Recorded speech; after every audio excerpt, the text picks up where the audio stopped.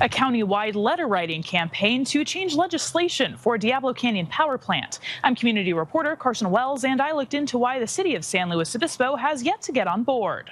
The County Board of Supervisors letter outlining their support for legislative changes for Diablo Canyon power plant came before the San Luis Obispo City Council on January 20th.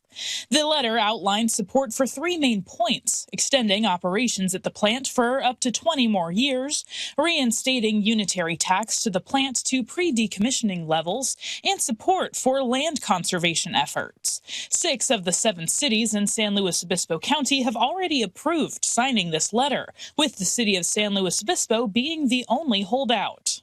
The discussion started with a presentation from the city manager, who says the unitary tax loss impacts to the city are modest, but she did point out that impacts to community partners like San Luis Coastal Unified School District are significant, which include things like budget cuts. I think it is very important to support the unitary tax.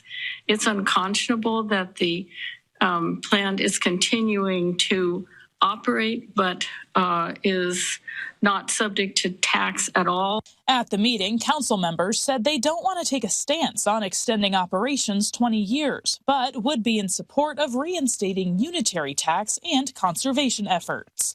I spoke with Ben Lippert, a San Luis Coastal Unified School District parent, who told the council his parent organization did not agree with the county letter.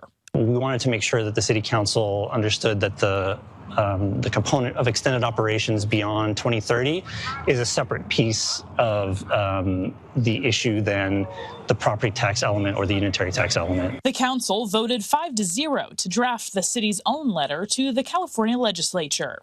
The 3 main bullet points from the city's letter now are public safety and preparedness, fiscal mitigation, and long-term planning and land conservation.